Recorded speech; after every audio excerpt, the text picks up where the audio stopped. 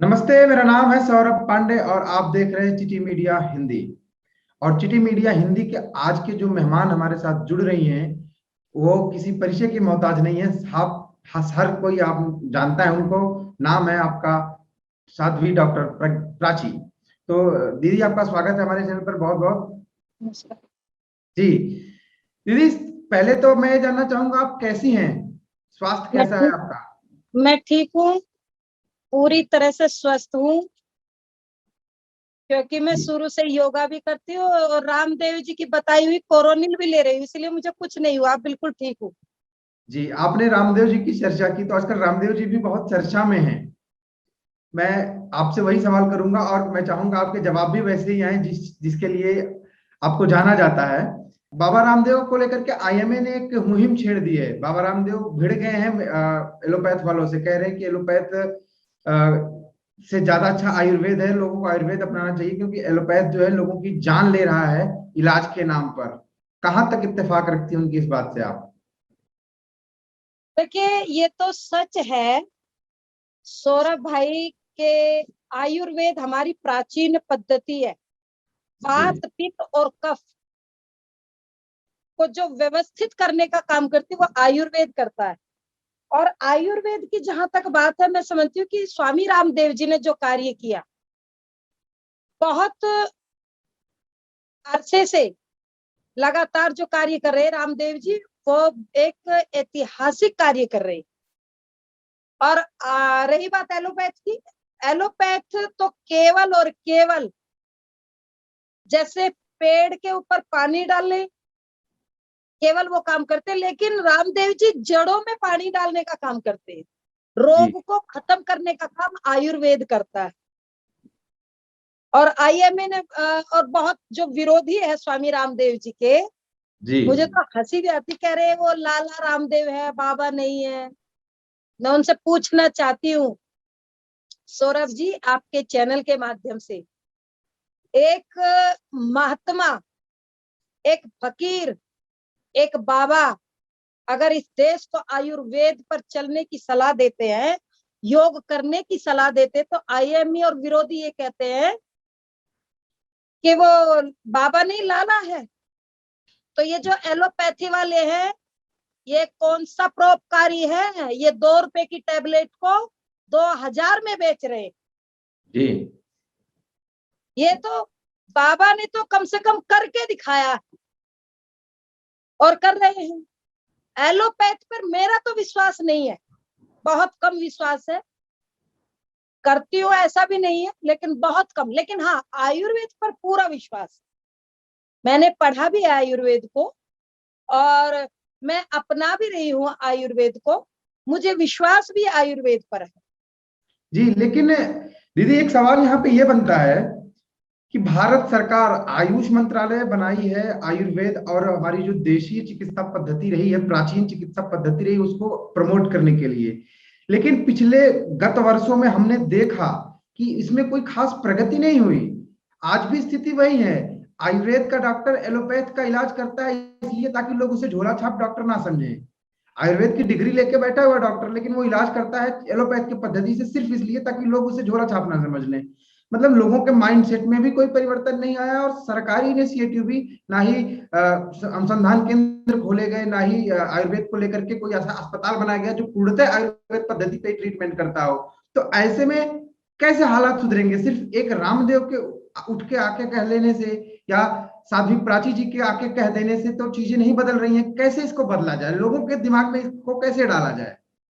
हाँ, सौरभ भैया, ये बात आप कह रहे हैं कि केवल आयुष मंत्रालय के माध्यम से कोई हॉस्पिटल आयुर्वेद के नहीं खुले, ऐसा तो मैं नहीं कह सकती। मुझे जानकारी हुई थी। और रामदेव जी की जहां तक बात है, 1 वर्ष से इंडिया टीवी पर लगातार सुबह 8 बजे मैं भी देखती हूँ, पूरा देश देखता। रामदेव जी के माध्यम से मैं दावा करती हूँ करोड़ों लोग ठीक हुए हैं। चैलेंज करती हूँ आपके चैनल के माध्यम से। और आयुर्वेद के, इसके एलोपैथी के माध्यम से कोरोना जैसी महामारी चल रही है, जितने लोग हॉस्पिटल में गए आज तक वापिस नहीं आए हैं। और 90% का मैं दावा कर सकती हूँ।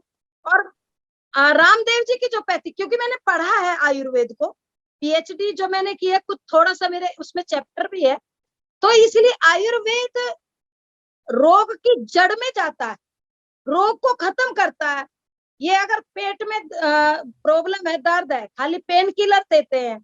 रामदेव जी बताते हैं नाभि से लेकर के पेट के अंदर की जितनी भी बीमारियां हैं उसके लिए ये दवाइयां लीजिए, इन दवाइयों से आराम लगेगा, इससे दर्द कम होगा और इससे पूरी तरह दर्द खत्म हो जाएगा। पेट की सारी बीमारी, रीढ़ की हड्डी के लिए केवल बेड रेस्ट बता देते हैं एलोपैथी में, आयुर्वेद में इलाज भी। और योगा के द्वारा मैंने अपनी रीढ़ की हड्डी को ठीक किया है।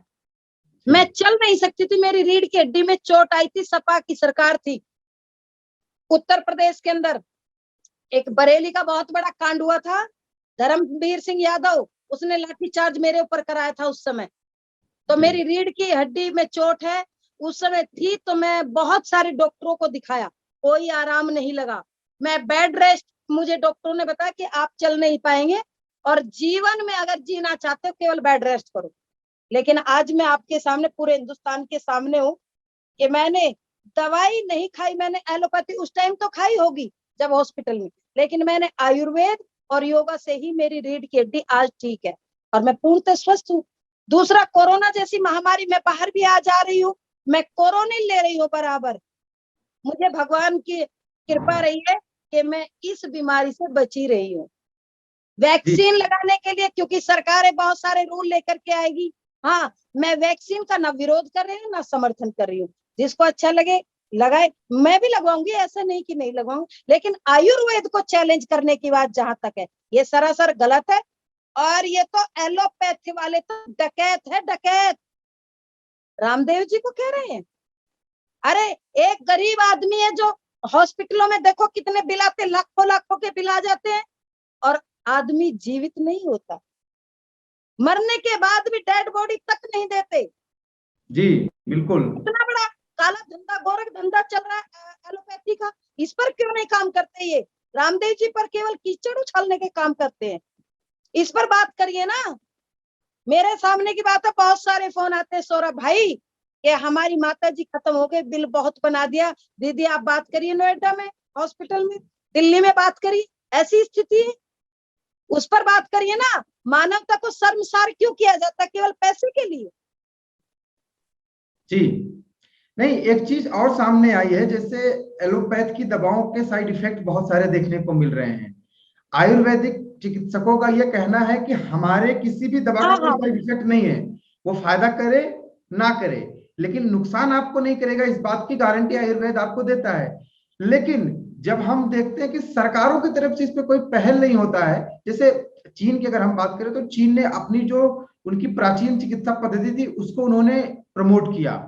दुनिया के सभी देशों ने अपनी जो प्राचीन संस्कृति, प्राचीन चिकित्सा पद्धति रही उसको प्रमोट किया, लेकिन भारत ने आयुर्वेद को कहीं उठा करके तहखाने में डाल दिया कि इससे हमें मतलब ही नहीं है, ये तो बहुत ही अल्प ज्ञान, प्राचीन ज्ञान है, हमें तो एलोपैथ की तरफ। किसी को बीमारी होती है, किसी का सर दर्द करता है, पेट खराब होता है, कुछ भी होता है, सबसे पहले वो भागता है मेडिकल स्टोर की तरफ लेने के लिए। घर के दादी नानी के घरेलू नुस्खे और आयुर्वेद को बिल्कुल त्याग दिया है। तो ये चीज कहां से सुधरेगी? मेरा सवाल ये है कि ये इसका सुधार कहां से होगा? ठीक है, आप जानती हैं जागरूक है, मैं जानता हूं जागरूक हूं, हम लोग कर लेते हैं अपना ट्रीटमेंट, लेकिन वो आदमी फर्स्ट चॉइस क्यों नहीं बन पा रही है? पहल प्रथम प्रथम जो विकल्प होना चाहिए वो आयुर्वेद होना चाहिए, वो कैसे बनेगा? मैं आपका इस पे सुझाव चाहूंगा। हाँ, ये सौरभ भाई बिल्कुल सच बात कही है आपने। एलोपैथ के इतना आराम नहीं लगता दवाई से जितने उसके साइड इफेक्ट है।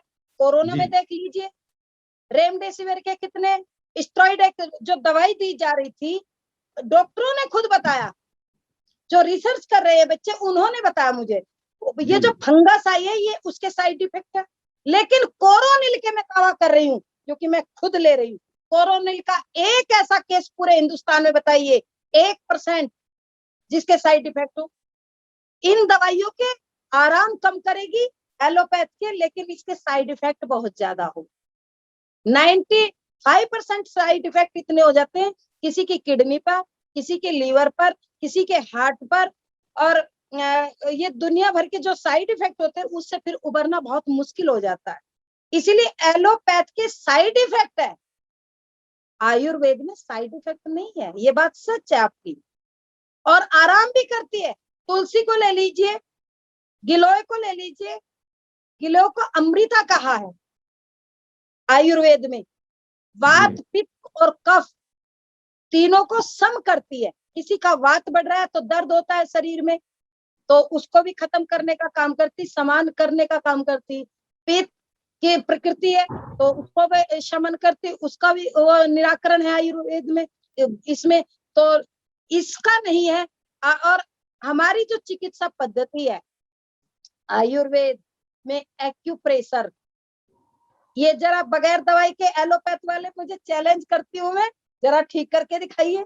हाँ, किसी की रीढ़ की हड्डी में दर्द है सौरभ भाई, बिस्तर से नहीं उठ रहा है, मैं दावा करती हूँ कि उसको आराम लगेगा। ये पॉइंट दबाइए रोजाना, रामदेव जी बताते हैं डेली दबाइए, ये बहुत आराम लगेगा, आदमी खड़ा हो जाएगा। तो और क्या चाहिए, बगैर दवाइयों के भी हमारी चिकित्सा पद्धति इतनी ग्रेट है, इतनी महान है। तो हमारी चिकित्सा पद्धति में साइड इफेक्ट नहीं है। प्राचीन पद्धति में हमारा क्या हुआ, क्योंकि हम मॉडर्न बन गए, अंग्रेज बनने की होड़ में लग गए, तो एलोपैथी की तरफ दौड़ पड़े, और उसका परिणाम पूरा देश नहीं, आज पूरे हिंदुस्तान भुगत रहा। जी, आप दीदी, आप संत परंपरा से आती हैं और आप ही के संत परंपरा के आपके मुख्यमंत्री हैं योगी आदित्यनाथ। आप अक्सर उनके मतलब जो कार्य किए गए हैं उनकी आप सराहना करते हुए दिखाई देती हैं। तो आपने कभी उनको सुझाव दिया कि योगी जी, आप उत्तर प्रदेश में तो कम से कम आयुर्वेद को प्रमोट करिए? वो तो हिंदुत्व की बातें करते हैं, सनातन धर्म को प्रमोट करते हैं, तो उनको आप सुझाव देती हैं कि आप कम से कम उत्तर प्रदेश में तो करिए, 20 करोड़ की आबादी है हमारे उत्तर प्रदेश की, यहाँ से तो कम से कम आगे बढ़े यो आयुर्वेद। सौरभ भाई, मैं झूठ नहीं बोलूंगी, मैंने अभी तक इस पर कोई चर्चा नहीं की, कोई बात नहीं की, लेकिन अब जब भी मुझे मौका मिलेगा मैं प्रयास करूंगी और कोशिश करूंगी। मैं योगी जी से भी ये बात करूंगी, आयुर्वेद के हॉस्पिटल होने चाहिए उत्तर प्रदेश में, तो कम से कम ये पहल होनी चाहिए। उत्तराखंड में भी पहल होनी चाहिए। रामदेव जी ने उत्तराखंड में बहुत अच्छा बनाया हुआ, लेकिन ऐसा ही एम्स की तर्ज पर, जैसे एम्स में सुविधाएं होती है, ऐसे ही आयुर्वेद के हॉस्पिटल में भी होनी चाहिए। ये मैं मांग करूंगी। ये आपने बहुत अच्छी बात कही है और मैं ये सुझाव योगी जी को जरूर दूंगी। जी, और दीदी एक सवाल और मेरे मन में आ रहा है, मैं सोचा चलते चलते पूछ लूं, चूंकि धर्म से जुड़ा हुआ सवाल है। जी, अक्सर ऐसी खबरें आ रही हैं कि जिसमें यह बताया जा रहा है कि माँ गंगा में शव तैरते हुए मिले लोगों के, गंगा तट के किनारे शव मिले, बहुत दूर दूर तक शव बहते हुए दिखाई दे रहे हैं। और ऐसे में सवाल उठाया जा रहा है कि ये सरकार की नाकामी है कि शवों को वो सत्कार नहीं मिल पा रहा, अंतिम संस्कार नहीं मिल पा रहा है, जिस वजह से उनको नदी में फेंक दिया जा रहा है। परिणाम स्वरूप गंगा में उफान आ रहा है, उसके बाद शव दिखाई पड़ रहे हैं। तो इस बारे में आप क्या कहेंगे? क्या ये शव कोरोना से मारे गए लोगों की है, अन्यथा कोई और धार्मिक पद्धति ऐसी है जिस वजह से ये शव दिखाई दे रहे हैं और अचानक से इतनी भारी सौरभ संख्या? भाई, आपने अपनी बात कही, अब आप मेरी बात सुन लीजिए।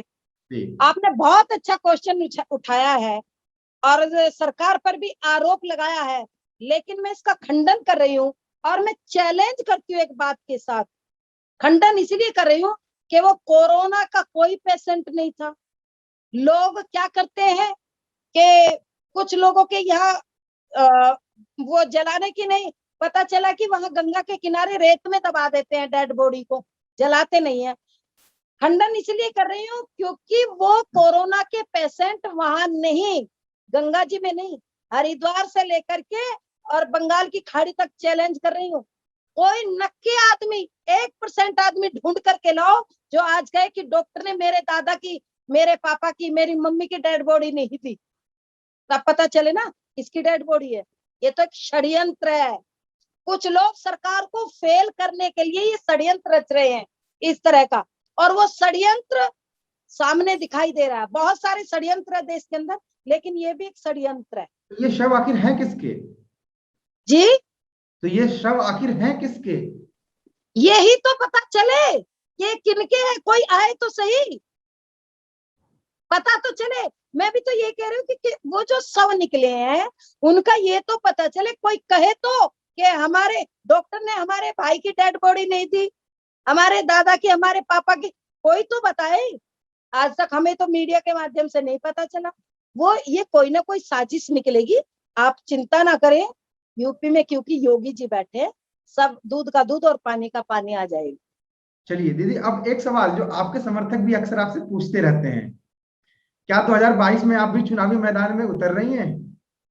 नहीं नहीं सौरभ भैया, मैं राजनीति के लिए नहीं, मेरा जो जीवन है वो धर्म के लिए है, राष्ट्र के लिए है।